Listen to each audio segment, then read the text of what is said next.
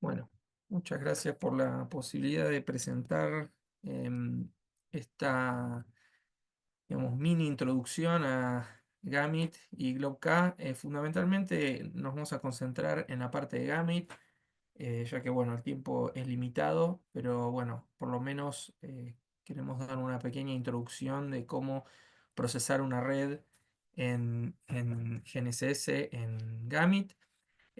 Simplemente a modo introductorio, Gamit, que digamos es una sigla para GNSS at MIT, es un conjunto de programas para procesar datos de fase GNSS y estimar posiciones relativas tridimensionales y estaciones terrestres. Gamit también hace otras cosas como estima órbitas, retrasos cenitales atmosféricos y parámetros de orientación terrestre. El software está diseñado para ejecutarse en Unix. Esto es muy importante porque, bueno, no es un sistema operativo, digamos, tan familiar para muchos, pero este es el entorno en el que corre, a pesar de que hay algunas pruebas que se pueden hacer y las personas que lo han hecho correr en algunos emuladores para Windows, o sea, emuladores de Unix para Windows. El GlobeK, que es, digamos, una sigla para Global Kalman Filter, es un filtro de Kalman cuyo propósito es combinar las distintas soluciones, ya sea GPS, BLBI, SLR, para la materialización de marcos de referencia. Acepta datos o cuasi observaciones para generar una combinación y una solución final alineada a un determinado marco o, digamos, realizando un determinado sistema. Les dejo también una lista de recursos adicionales. Esto después estará disponible en el PDF de la presentación. El sitio Gamit GlobeK. Cabe aclarar que el acceso a Gamit y GlobeK es libre, pero es necesario solicitar permiso para su uso. Esa información está disponible en en la página web de Gamit. Y algunos recursos adicionales que pueden llegar a ser de utilidad para el procesamiento GNSS. Antes de empezar, vamos a dar algunas definiciones, eh, hablar un poco sobre diferencias entre procesamiento científico y comercial. Antes que nada, cuando hablamos de procesamiento comercial, estamos hablando de líneas de base de hasta 200 kilómetros. Cuando hablamos de procesamiento científico, hablamos de líneas de base de 1000 kilómetros o más. No significa que no podemos hacer líneas de base más cortas, pero sino que es posible tener líneas de base más largas que 200 kilómetros. Cuando tenemos procesamiento comercial también hablamos de una precisión aproximada de una parte en 10 a la sexta. Esto va a depender un poco también del tipo de órbita. Mientras que en el científico estamos hablando de una parte en 10 a la novena. Y la otra diferencia importante es que el procesamiento comercial, los centros de fase de las antenas son de lo que denominamos precisión estándar, mientras que para el procesamiento científico los centros de fase son de alta precisión. Y es por eso que, bueno, necesitamos algunos archivos adicionales que vamos a mencionar más adelante. Otra definición más es la de marco de referencia cinemático, a pesar de que esta presentación no es puntualmente para la realización de un sistema de referencia cinemático o de un marco de referencia cinemático. Las coordenadas de un marco de referencia y los modelos del marco de referencia no son estáticos en el tiempo, y es por eso que lo denominamos cinemático, o sea, van cambiando y se van actualizando a medida que es necesario. Em, de todas formas, tenemos una época convencional única, aunque esto no es estrictamente necesario, puede haber más de una época convencional. Es accesible a todos los usuarios en cualquier momento para garantizar homogeneidad topológica. Es decir, los usuarios en cualquier época en la que realicen mediciones deberían poder acceder a esa época convencional. El marco de referencia, si es cinemático, además debería tener modelos adecuados para acceder a esa época convencional, incluso después de terremotos, ¿no? Siempre que sea posible y siempre y cuando estén disponibles las observaciones para generar un modelo, generar una interpolación. De esto van a hablar más adelante mis colegas también, de cómo se generan esos modelos. Y la actualización permanente de estos modelos es necesaria para la realización del marco, es decir, en la medida que van ocurriendo los sismos o que van ocurriendo efectos geodinámicos, debemos actualizar esos modelos de manera tal de que los usuarios que van utilizando los modelos después de esos cambios puedan seguir accediendo a la época convencional del marco.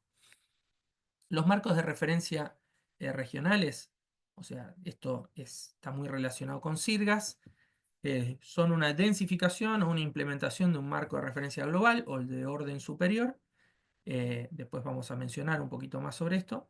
La densificación se logra mediante una alineación, digamos, de una transformación de Helmer de 7 o 14 parámetros, dependiendo de cómo se estén utilizando las soluciones, ya sean diarias o semanales. Nuestra preferencia, por lo menos en Ohio State, es utilizar soluciones diarias, pero también es muy habitual o estándar, sobre todo en SIRGAS, la utilización de coordenadas semanales. El objetivo de la alineación es lograr la mayor consistencia posible entre la densificación y el marco de orden superior. Acá sobre mano derecha tenemos una pirámide que representa esta densificación y cómo es el orden y la cantidad de estaciones en cada una de estas realizaciones. Obviamente arrancamos en la conexión entre espacio fijo y tierra fija mediante los parámetros de orientación terrestre, y de ahí vamos descendiendo desde el marco global hasta un marco continental donde tenemos SIRGAS, como ejemplo un marco nacional, POSGAR 07, y algún marco local como podría ser PASMA, que es una red minera en la República Argentina. El objetivo es obtener coordenadas de estaciones a densificar en el marco de orden superior sin que éstas participen de la realización de dicho marco. O sea, lo que estamos intentando es que la precisión de todos estos marcos, que son densificaciones una de la otra, puedan lograr eh, precisiones iguales a las del marco de orden superior. Siempre hay una pequeña degradación, obviamente, pero lo que se aspira es a que las densificaciones tengan la misma calidad que el marco de orden superior, pero sin participar de la realización original. Quiero hacer un breve comentario sobre PPP como herramienta de densificación, dado que, bueno, hoy por hoy es una herramienta muy habitual y la verdad muy práctica también. Este curso, esta pequeña charla es, digamos, sobre software de procesamiento diferencial. Algunas realizaciones regionales utilizan PPP como herramienta de densificación debido a su facilidad de implementación y dependencia absoluta de modelos orbitales y relojes del marco de orden superior. Sin embargo, esta solución es adecuada solamente bajo la suposición de que el marco densificado puede tener una calidad inferior que el marco de orden superior. Esto se ve que las soluciones PPP tienen por el momento al menos 2 veces más dispersión que las soluciones diferenciales. O sea, las soluciones diferenciales aún siguen siendo el estándar de calidad para obtener, digamos, no obtener degradación en las soluciones que se obtienen. Así que una densificación, si necesita tener la misma calidad que el marco superior, PPP no es el método más recomendable, pero sí es muy práctico y obviamente con el tiempo va mejorando y las soluciones PPP cada vez son más precisas y tienen menor cantidad de ruido que hace unos años atrás. Así que eso es algo para tener en cuenta. Concepto número 1 a tener en cuenta es de algo que vamos a conversar y es lo que se obtiene tanto con Gamit como cualquier otro software de procesamiento diferencial, es coordenadas externas versus coordenadas internas. Lo primero que hace falta entender en Gamit y en cualquier procesamiento diferencial es que nosotros estamos obteniendo estas coordenadas internas, o sea, la geometría interna, la figura geométrica tridimensional con posición y orientación arbitraria. La información está en los delta X, delta Y, delta Z, si estamos trabajando en un sistema geocéntrico, de los vértices de esta figura. Puede tener una escala arbitraria o no, digamos, generalmente cuando estamos ya procesando con GNSS, ahora ya tenemos una escala definida que está dada por el marco de referencia que estamos utilizando, pero si uno está haciendo una realización de cero, podrían tener esas soluciones alguna otra escala y habrá que uniformizar para que todo se adecue al mismo marco. Entonces, como ejemplo, la coordenada interna vendría a ser la figura geométrica, que está orientada y tiene alguna forma determinada, pero está libre. Nosotros la podemos rotar, la podemos cambiar, pero la información del procesamiento está en los deltas. de cada una entre cada una de estas estaciones. En cambio, si nosotros lo comparamos con soluciones PPP, donde lo que obtenemos es la geometría externa, es decir, obtenemos cada punto por separado, no hay una conexión entre los puntos, obtenemos coordenadas y esas coordenadas ya están en el marco de referencia de las órbitas que nosotros estamos usando para esa solución PPP. Las coordenadas internas, por lo general, se dan en forma implícita, o sea, no obtenemos directamente los delta, sino que obtenemos un sistema arbitrario con coordenadas x y z, en donde los vértices del poliedro representan de manera implícita esos delta entre estaciones. Las coordenadas x y z son coordenadas externas, pero no tienen un valor determinado. Es decir, nosotros obtenemos esa solución semilibre del análisis y esa solución semilibre hay que transformarla para alinearla a un marco determinado. Por lo tanto, la información no está en las coordenadas propiamente dichas, sino que está en las diferencias de coordenadas entre las estaciones. Las coordenadas externas pueden modificarse fácilmente sin modificar la geometría interna utilizando transformaciones de Helmert, de 6 o 7 parámetros, depende qué es lo que se esté haciendo. La transformación de 7 parámetros o de 6 parámetros si digamos es sin factor de escala, dan 3 traslaciones del origen, las podemos llamar Tx, Ty, Tz, y 3 rotaciones de los ejes, Rx, Ry, Rz, y un factor de escala. Acá tenemos un ejemplo visual de las traslaciones y estas rotaciones. En Gamit obtenemos, como ya mencioné varias veces, coordenadas internas. Por eso es un procesamiento diferencial. Estas soluciones son las famosas Loosely Constrained Solutions o Minimally Constrained Solutions en el caso de Gamit. Para ello necesitamos coordenadas aproximadas lo mejor posible en el marco de las órbitas, incertidumbres para dichas coordenadas. Esto se configura en un archivo, ya comienzo a mencionar algunos archivos que son importantes para el procesamiento en Gamit. El sitetable o sittbl es donde se vuelcan las incertidumbres de las coordenadas que brindamos para el análisis. Metadatos de receptores y antenas, vamos a ver un poco más adelante ese tema. Y archivos de configuración de Gamit, que también vamos a ver un poquito más adelante. Vamos a hablar sobre el sestable y algunos archivos más que son necesarios para configurar cómo se va a comportar la sesión al momento de realizar el análisis. En GlobeK, digamos, lo que hacemos es transformar esas coordenadas internas de Gamit para llevarlas a un marco determinado. El GlobeK, como ya mencionamos al principio, está basado en un filtro de Kalman. Es posible obtener una solución constreñida, o sea, constrained, ya dada a un marco determinado, directamente en Gamit, aplicando sigmas más ajustados en el sitetable, o sea, sin tener soluciones que sean tan libres, entre comillas, durante el análisis. Es posible obtener ya soluciones en el marco de referencia objetivo, aunque bueno, constreñir y aplicando sigmas ajustados genera otros problemas que no vienen al caso en este momento, o pidiendo a Gamit que imprima tanto la solución libre como la solución no libre en el archivo H. El archivo H es el archivo de salida principal de Gamit. Vamos a hablar un poquitito con respecto a eso, y ese es el archivo que se utiliza para, digamos, leer los datos de salida y después transformar también los archivos digamos, de texto H a binario GLX, que son los archivos que lee el GlobeK para hacer la realización.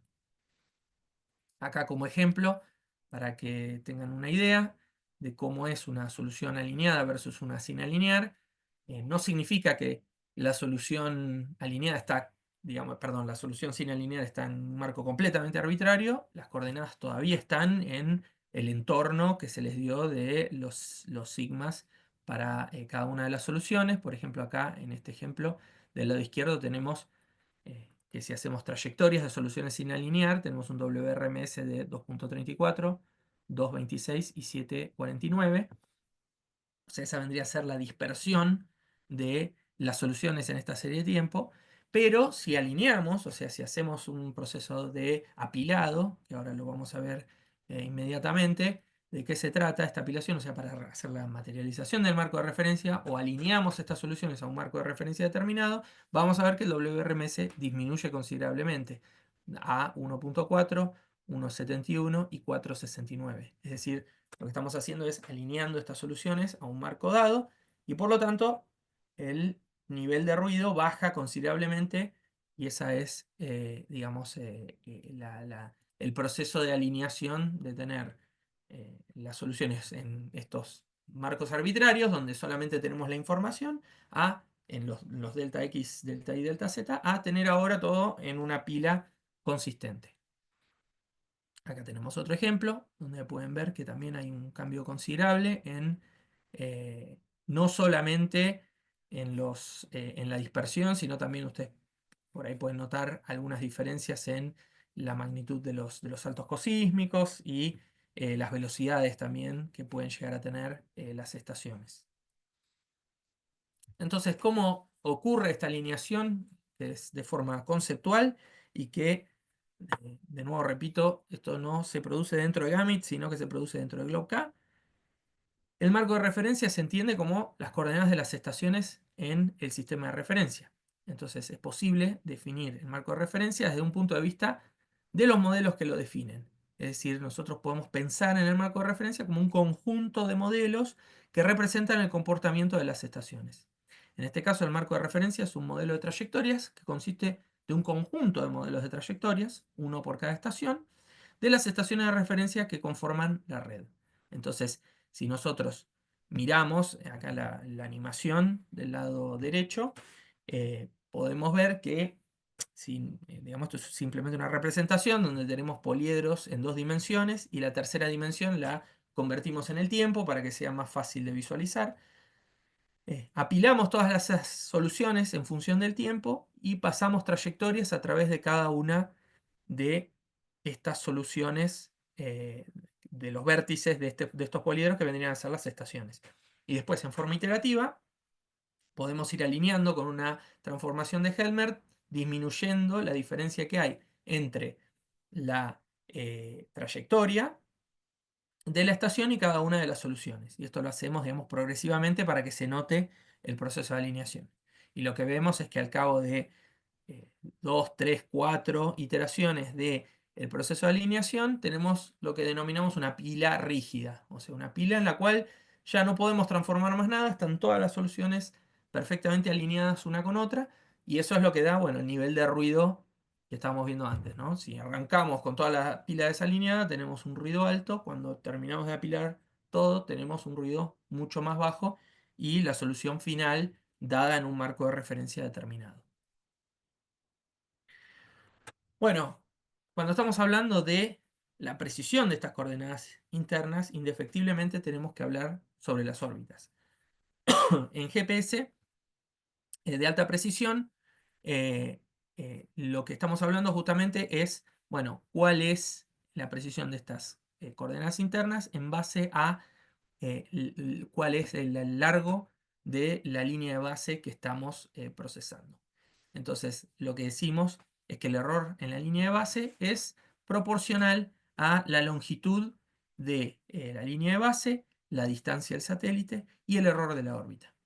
Entonces, para más o menos el nivel de precisión actual de las órbitas, que es de unos 2 centímetros, el error de la línea de base es 1 milímetro en 1000 kilómetros. Y de ahí surge lo que vimos al comienzo, que es la precisión de una parte por 10 a la novena.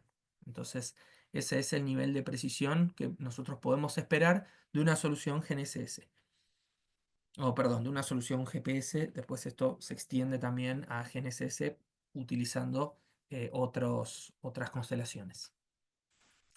La precisión de las coordenadas internas también va a estar dada por la calidad de los modelos. Para vectores largos, los modelos utilizados en la reducción de las observaciones tienen una gran influencia en los resultados. O sea, si nosotros estamos procesando una línea de base muy larga y no tenemos un buen modelo de carga oceánica, un buen modelo de marea terrestre, etcétera, no vamos a obtener una precisión alta porque justamente necesitamos corregir todos estos efectos antes de intentar resolver ambigüedades y de tener la solución GNSS o GPS propiamente dicha.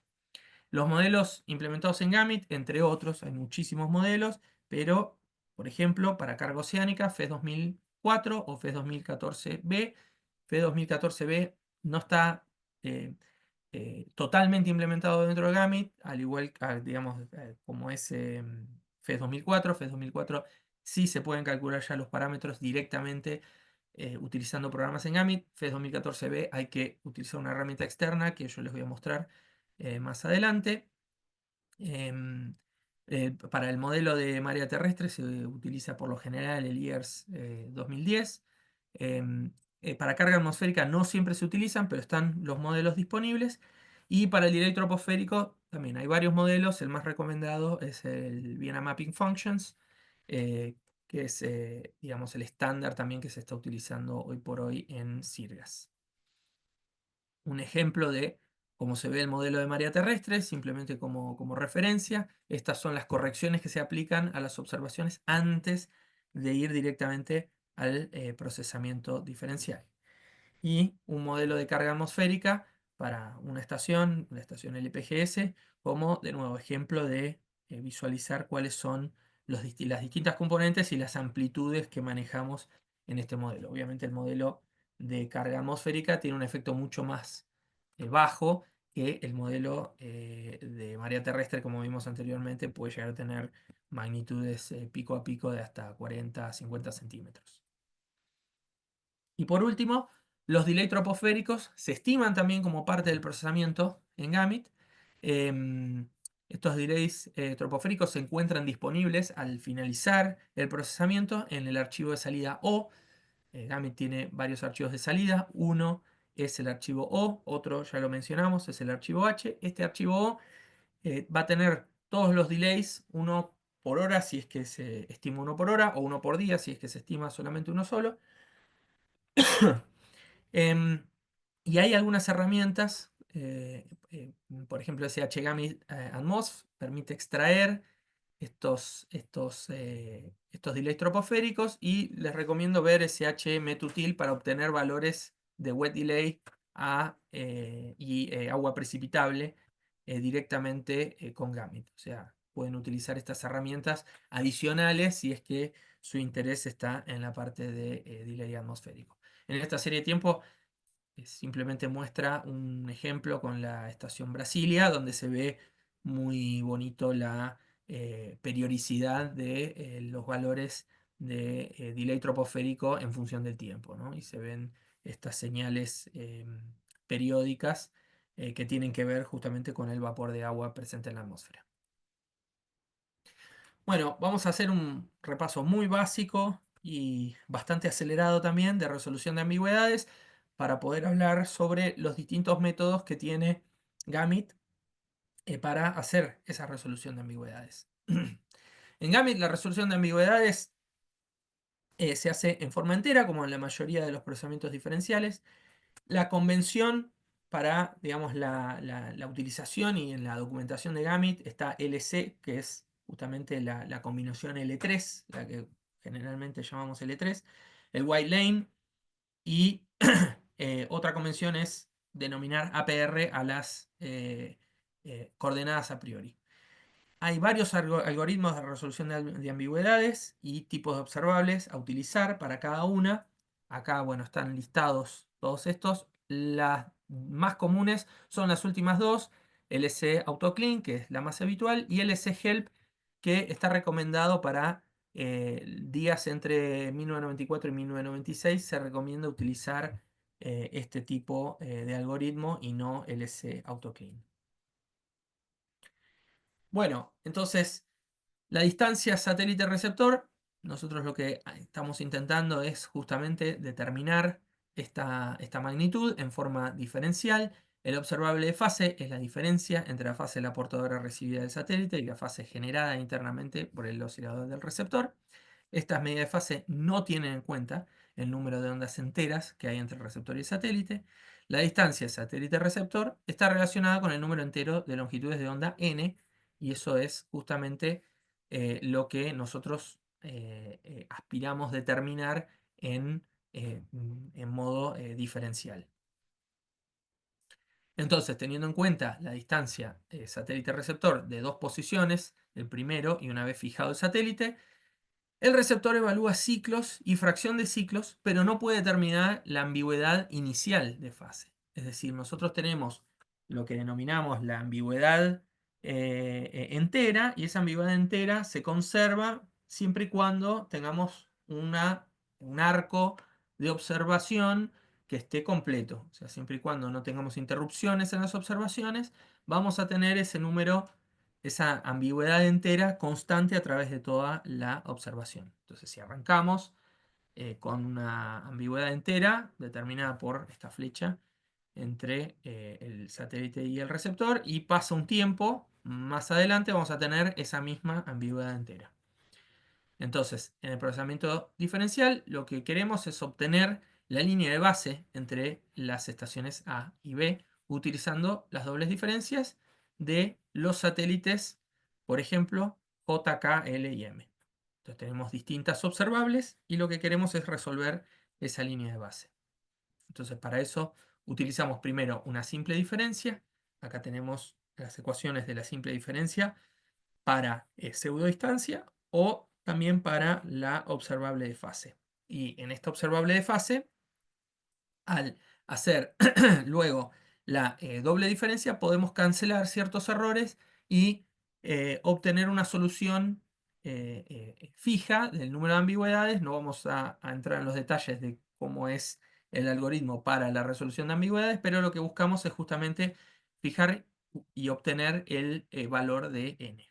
Entonces, de eso se trata todo el proceso dentro de Gamit para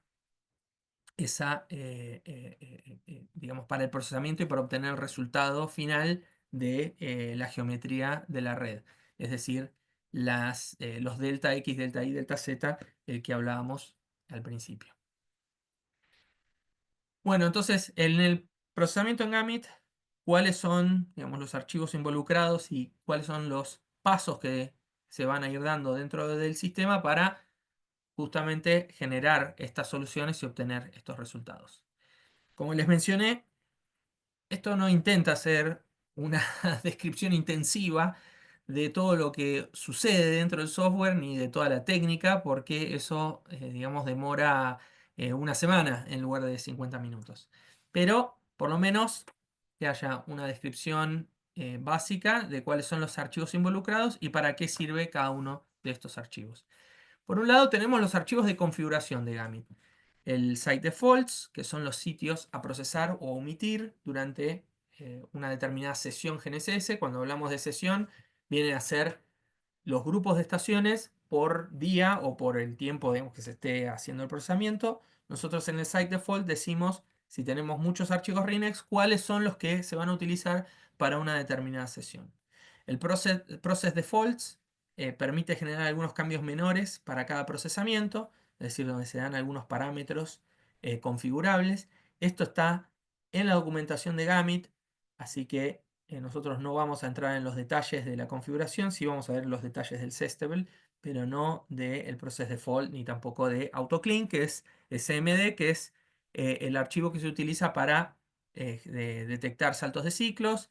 Generalmente no requiere cambios, pero en algunas ocasiones, si hay algún problema con alguna estación y nosotros necesitamos obtener una solución sí o sí para esa estación, bueno, se pueden editar algunos parámetros en ese archivo CMD que permiten al software tener una solución, bueno, de mejor calidad o una solución, punto. Porque algunas veces hay algunas estaciones que no dan soluciones y editando este archivo CMD se puede lograr obtener una solución.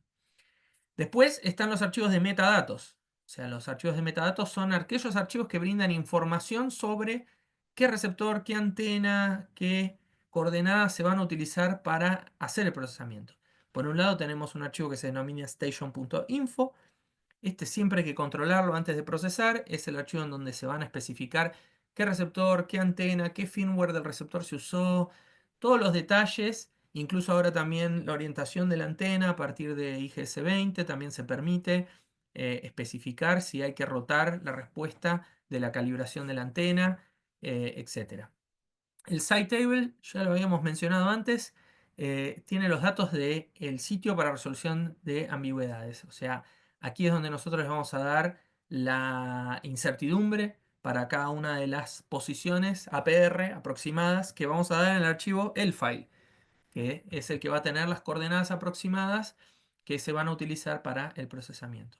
Y por otro lado, tenemos las tablas. Y las tablas son aquellos archivos que son o de modelos o de parámetros externos que no tienen que ver con metadatos y que tampoco son configuración de Gamit, ¿no? Por eso están estas tres divisiones. Por un lado tenemos el NBody. Anteriormente estas eran varias tablas de nutación de la tabla lunar, la tabla solar. Ahora están todas en NBody. Pole, que es los parámetros de rotación terrestre. Leap second, que son los segundos intercalares. El landmod.dat, que tiene las calibraciones de antenas. El landmod.dat no es ni más ni menos que el archivo ATX que había mencionado hace un momento atrás cuando dije que las calibraciones de antena son, para procesamiento científico, son fundamentales y que están incluidas dentro del procesamiento en Gamit. Ese es ese archivo ATX renombrado. El receiverant es la traducción de nombres de antenas y receptores, de manera de que Gamit pueda utilizar sus códigos internos. Cada receptor y cada antena va a tener un código que se traduce al código IGS. Y después hay también archivos list. Hay varios archivos list. En este caso, acá estoy dando solamente el de OTL, que es el más importante, el de parámetros de carga oceánica para las estaciones. Hay también para la carga atmosférica un archivo list, donde ahí se pueden dar la lista de parámetros para hacer, para calcular, digamos, las correcciones de la carga oceánica. Vamos a ver cómo se puede generar este archivo en base a la página web del servicio Chalmers. ¿Cuál es el diagrama esquemático del procesamiento? Esto es, de nuevo, simplemente un paso por paso de qué es lo que ocurre en cada una de las etapas de Gamit durante el procesamiento. La recomendación es que si ustedes quieren ver cada uno de estos tipos de archivos, pueden consultar el manual de referencia de Gamit. Acá tienen el link detallado. Ahí van a ver también de qué se trata cada uno de los archivos. Pero acá, por ejemplo, ya hay algunos archivos que pueden llegar a ver, como lo que mencioné antes, los O-files, que son los que tienen la salida de los delay troposféricos, los H-files o los archivos H, que son los que tienen eh, los, em, las soluciones finales, los delta X, delta Y, delta Z. Entonces, inicialmente, cuando Gamit arranca, lo primero que se hacen es leerse los archivos RINEX y la generación de los RINEX, conversión de RINEX a X-Files, que son, digamos, la conversión de estos archivos ASCII a binario, de manera de que Gamit más adelante los pueda entender, los próximos programas lo puedan entender. Se genera también, de ahí se lee el Station Info. Acá es donde suelen ocurrir la mayor parte de los problemas porque no coincide un metadato o porque el metadato está equivocado o porque falta un metadato. O sea, es muy importante que el Station Info tenga la información necesaria para hacer todo el procesamiento. Ahora vamos a hablar de cada uno de estos pasos y ver qué es lo que hace cada uno de estos programas. Pero bueno, como pueden ver, en cada uno de estos cuadritos tienen los archivos que son de entrada y cuáles son los archivos de salida. Entonces, las coordenadas a priori que se utilizan para el procesamiento, en principio, pueden estar dadas en un entorno de error de 10 metros. Después vamos a ver un poquito más esto al respecto, pero en principio pueden ser bastante aproximadas. O sea, 10 metros no es una alta calidad. Básicamente, un error de 1 metro en la coordenada PR puede tener un efecto de 1 a 10 milímetros en la coordenada final. O sea que estamos hablando de 1 en 100 a 1 en 1000 para esa coordenada APR. Es necesario revisar la calidad de los resultados antes de combinar estas soluciones, dado que si nosotros arrancamos con una solución que sea muy aproximada, dada a 10 metros, debería converger a la solución final, pero a veces podemos llegar a tener algún problema con esa convergencia final y podemos obtener una solución errónea. Por lo tanto, la recomendación es utilizar en lo posible coordenadas mejores que estos 10 metros. Así que una posibilidad, por ejemplo, es obtener soluciones vía PPP como coordenada APR inicial para el procesamiento. Esto es altamente recomendable y es por eso también que al inicio les dejé como recomendación alguna de las fuentes, o mejor dicho, fuentes adicionales de datos o de información, el servicio Enarcan de PPP o la página del Nevada Geodetic Laboratory, donde pueden encontrar soluciones PPP para muchas estaciones globales. Entonces les mencioné que íbamos a ver qué es lo que hace cada uno de los programas. Entonces, ARC genera parámetros orbitales, o sea, utiliza las órbitas de entrada para obtener estos parámetros que se van a utilizar en el procesamiento. YOTAB, digamos, entiende y aplica la actitud de los satélites.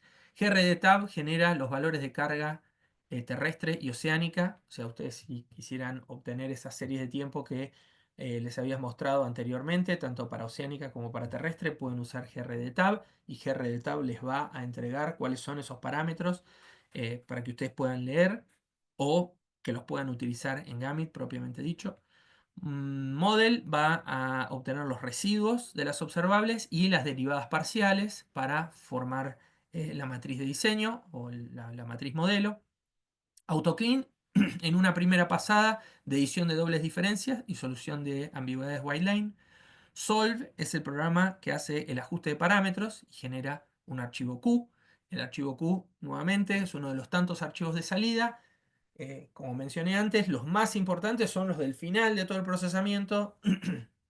Tenemos el archivo O y tenemos un archivo H, y esos son los que van a tener las soluciones que a nosotros más nos interesan, pero algunas soluciones intermedias como el archivo Q son importantes para el procesamiento interno y a veces también nos dan una idea de qué es lo que puede estar pasando si tenemos algún problema, aunque bueno, no tenemos el tiempo como para hablar sobre esto.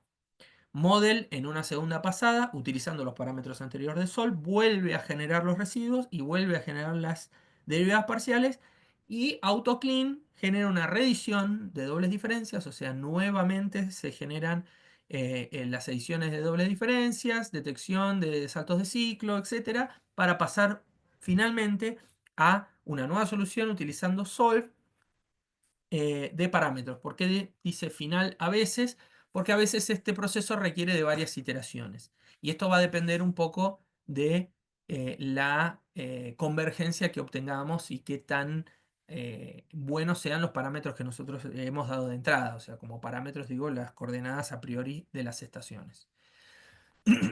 Una vez que se obtiene una solución de Gamit, como cualquier software diferencial, y como mencioné anteriormente, tenemos que verificar que las soluciones se correspondan con lo que nosotros esperamos.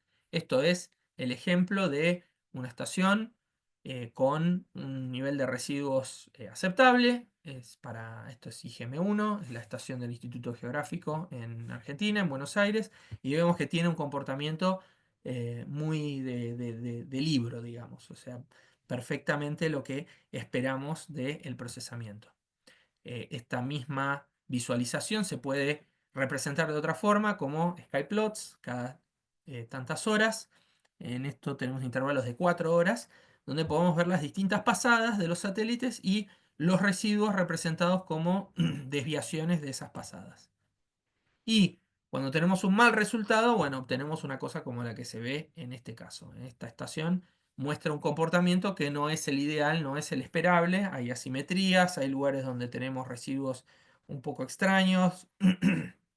Y esto implicaría que, bueno, hay algo para revisar acá. Hay algo que es necesario revisar con esta solución porque podemos llegar a tener un problema. Bueno, mencioné que a veces las soluciones necesitan de iteraciones. El sistema de ecuaciones para obtener la solución GNSS no es lineal, por lo que es necesario linealizarlo y evaluar el sistema utilizando una solución aproximada inicial. Y es por eso que necesitamos las soluciones APR de las estaciones. Cuando la coordenada APR, la solución aproximada inicial, está a 30 centímetros de la solución final, es necesario iterar para encontrar una nueva solución en el sistema de ecuaciones. Es decir, si nosotros utilizamos una coordenada PR y al correr solve llegamos a una coordenada que está a más de 30 centímetros, no podemos asumir que el comportamiento del sistema fue lineal en ese cambio tan grande, entonces debemos iterar. Esto es un concepto de mínimos cuadrados para problemas no lineales. No vamos a entrar en ese detalle, pero lo que nosotros nos podemos asegurar es, dándole buenas coordenadas a PR, que nos vamos a evitar tener muchas iteraciones y tener soluciones de mejor calidad al momento de obtener los resultados. Em, lo que me faltó mencionar es que hay dos tipos de procesamiento al menos en Gamit que se pueden ejecutar. El baseline, que es el recomendado para redes regionales, se estiman las coordenadas de las estaciones utilizando las órbitas como fijas. Son necesarios los minimal constraints, o sea, una sola estación con baja incertidumbre, es decir, hay una sola estación que requiere sí o sí que tenga una incertidumbre baja.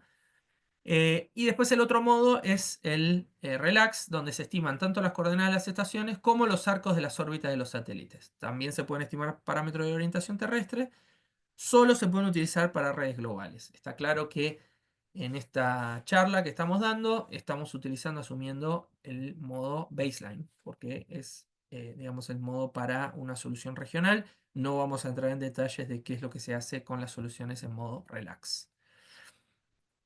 Algunas consideraciones importantes del archivo Sestable, el archivo de configuración de la sesión. Habíamos mencionado el tema de los delays troposféricos anteriormente. Obviamente siempre lo vamos a tener encendido, solamente bajo algunos casos muy puntuales de líneas de base muy cortas. Se puede apagar la estimación del delay troposférico. El intervalo de delays generalmente lo vamos a dejar en 1 por hora, lo cual nos da lugar a 25 delays troposféricos. También podemos poner cada 2 horas, que era el estándar anteriormente. Esos son 13 delays por día. Lo que se recomienda hoy por hoy en Sirgas y mayormente digamos, para cualquier marco de referencia es hacerlo cada 1 hora. Bueno, claro que en rojo he marcado los parámetros importantes. Si vamos a hacer gradientes o no, siempre recomendable dejar los gradientes activados. Em, ¿Cuál es el constraint para el gradiente? Y también el ajuste mínimo para cambiar las coordenadas a priori en caso de un cambio, digamos, mayor a 30 centímetros, o mejor dicho, aquí es donde se puede configurar cuál es el cambio con el que nosotros queremos actualizar cualquier cambio de coordenada en el archivo L, que es el archivo que tiene las coordenadas a priori. O sea, uno puede entrar con una serie de coordenadas a priori, esa serie de coordenadas a priori se realiza el procesamiento, y si el procesamiento final termina con una coordenada que está más lejos que 30 centímetros, nos va a entregar un archivo L nuevo que nosotros podemos utilizar en un procesamiento subsiguiente como archivo de coordenadas nuevo actualizado para ese fin.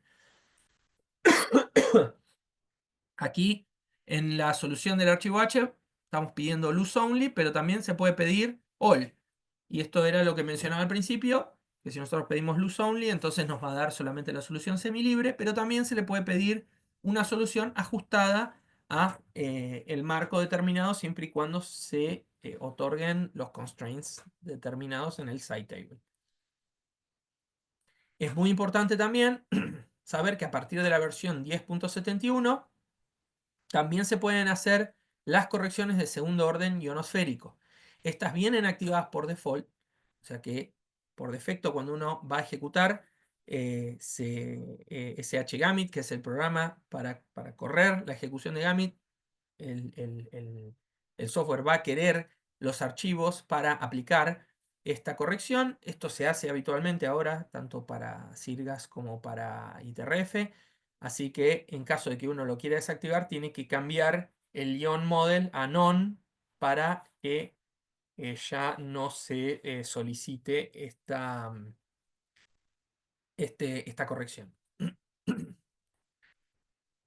El archivo de Sestable también tiene en la configuración de la sesión la posibilidad de configurar cuál es el modelo que se va a usar para el dry y el wet delay. En ambos casos, bueno, estamos utilizando BMF1, que es lo que se recomienda. Y como les comentaba antes, el map list, que es si nosotros tenemos la función en lugar de dada a través de una grilla, si la queremos dar como parámetros individuales, la podemos dar con este archivo list, así como hicimos con OTL list. Y el map grid, en caso de que estemos utilizando las grillas que se descargan del FTP de Gamit y se colocan en la carpeta grids. En esta carpeta grids después se generan los vínculos a la carpeta tables para hacer el procesamiento. Entonces tenemos que en sestable configurar yes.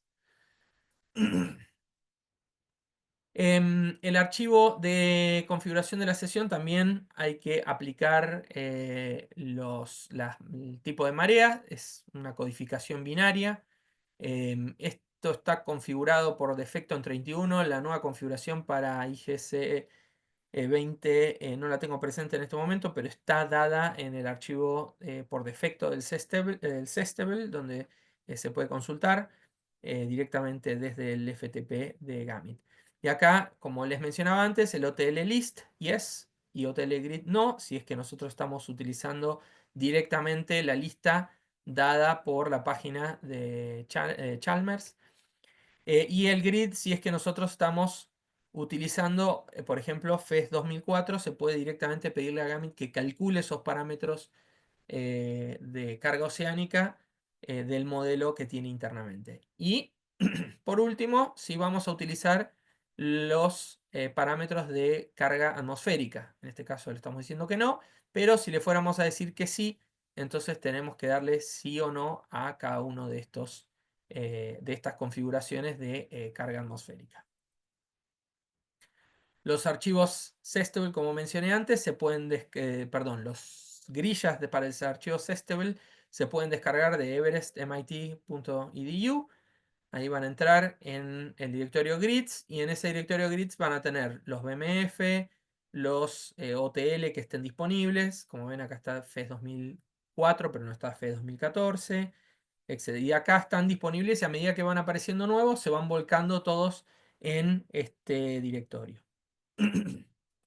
Por último, si es necesario calcular los parámetros de carga oceánica en FES 2014, pueden seguir este pequeño instructivo donde completan estos datos tal cual como están aquí en esta captura de pantalla. Se ponen las coordenadas X y Z de la estación, o latitud, longitud, altura, y digamos, se presiona el botón calcular. Eso va a generar el cálculo de los parámetros del modelo y les va a llegar un mail, y en ese mail va a estar todo el cuerpo de todos los parámetros para las estaciones. Eso directamente lo copian, lo pegan en el archivo otl.list y ya Gamit está listo para correr con esos parámetros de FES 2014. Es así de sencillo. Por último, quisiera mencionar algo muy corto sobre el diseño de redes y subredes. Como posiblemente sepan, debido a la naturaleza de los sistemas de ecuaciones de dobles diferencias, Gamit tiene un parámetro de configuración que define el número máximo de estaciones a procesar. En los últimos releases de Gamit, este número viene seteado en 80. O sea, es el número máximo de estaciones que nosotros podemos poner en Gamit para procesar. Y acá también se le puede dar el número máximo de parámetros atmosféricos que se pueden procesar, 25, y el número máximo de satélites. Esto es al momento de compilar, se pueden cambiar estos números para soportar otros valores. De todas formas, estos valores por defecto están correctos. Sin embargo, no, o sea, al procesar una red, si vamos a superar las 80 estaciones, tenemos que partirla, la red en subredes. No podemos procesar 81 estaciones. Va a haber que partirlas en, por ejemplo, dos grupos de 40. Igualmente, aunque tengamos 80 estaciones, por lo general no es muy conveniente hacer soluciones con tantas estaciones. Siempre conviene más partirlas que intentar hacer una solución tan grande. Y esto se debe a que el tiempo de procesamiento para una red es cuadrático. Entonces es n al cuadrado. Si tenemos 80 estaciones va a ser 80 al cuadrado. Si tenemos 40 estaciones será 40 al cuadrado. Entonces conviene más por ahí partir en varias subredes eh, para poder hacer el análisis y después hacer una combinación de todas esas subredes utilizando GlobeK. Entonces podemos definir una red de orden cero y después agregar subredes que se apoyan sobre dicha red y de esa forma hacer el análisis particionado, ¿no? Que vendría a ser como una especie de densificación. Hacemos una red grande y después densificamos con todas redes más chiquitas y después aplicamos con GlobeK un merge de todo eso para hacer el análisis conjunto, ¿no? Para unir todas esas subredes. Les recomiendo que vean la aplicación Global Cell que está dentro de los programas de Gamit para justamente facilitar la selección de esas subredes. Por último, ya en este último minuto, quería mencionar muy rápidamente una interfaz visual para el preprocesamiento en Gamit en la que venimos trabajando desde Ohio State. Esto fundamentalmente se ve a que, bueno, Gamit no es una interfaz muy amigable para operar. De hecho, la interfaz que nosotros diseñamos tampoco facilita el procesamiento propiamente dicho, pero sí da algunas facilidades para la edición de metadatos y permite algunas facilidades que Gamit por sí solo no permite. Nosotros la denominamos Parallel Gamit. Originalmente había sido diseñada para procesamiento en paralelo de grandes cantidades de datos. Pero ahora Parallel también permite editar metadatos, administrar estaciones y editar series de tiempo GNSS directamente desde una interfaz web. Si ustedes van a GitHub y buscan parallel.gamit, les va a venir la descripción y bueno, todo el código es de acceso libre, lo pueden descargar de ahí. La instalación lleva algunos pasos, pero cada vez es más sencilla. Y más o menos para que se hagan una idea de cómo se ve la interfaz gráfica una vez que uno tiene instalado estos desde un navegador, se puede ver todas las estaciones que están disponibles en el análisis. Esta es la base de datos de Ohio State, donde tenemos todas las estaciones que utilizamos nosotros en nuestro procesamiento. En este caso me concentré en Sudamérica. Hay el mismo sistema, incluye un detalle de las estaciones donde se pueden cargar imágenes, se pueden cargar metadatos adicionales, visitas. Entonces, por ejemplo, uno si tiene toda una lista de metadatos utilizados con los tipos de receptores, históricos de una determinada estación, los tipos de antena, la fecha de inicio y fin, todo lo que se utiliza generalmente para el procesamiento, con la única diferencia que se hace en forma visual y que si hay algún problema, como se vio en un slide anterior, aparece un signo de exclamación sobre esa estación que a uno le avisa, bueno, hay algún problema acá con el metadato y se genera una descripción de cuál puede ser ese problema para que el usuario intervenga, antes de llegar al procesamiento y antes de que Gamit dé un error porque no encuentra el metadato. También se permite la edición y visualización de series de tiempo. Esto es solamente un ejemplo. Permite visualizar varios stacks. Si uno tiene más de un stack porque tiene la estación procesada y puesta en un marco de referencia determinado, se pueden generar varios marcos de referencia para un procesamiento dado. Así que, en resumen, y como para terminar esta presentación, digamos, corta, pero tan larga también a la vez, siempre es conveniente verificar todas las tablas y ver que todo esté actualizado antes de comenzar con el procesamiento. Verificar que los archivos de configuración, el Sestable y el Process Default, están configurados como uno necesita. Les recomiendo leer los manuales de Gamit para informarse mejor sobre cuáles son las recomendaciones. Ya vimos cuáles son los parámetros principales del Sestable. Verificar la configuración de datos, el Sites Default, y los metadatos y coordenadas en el Site Table, Station Info y el file. Así que bueno, muchísimas gracias por su atención. Espero que esta presentación les sea de utilidad.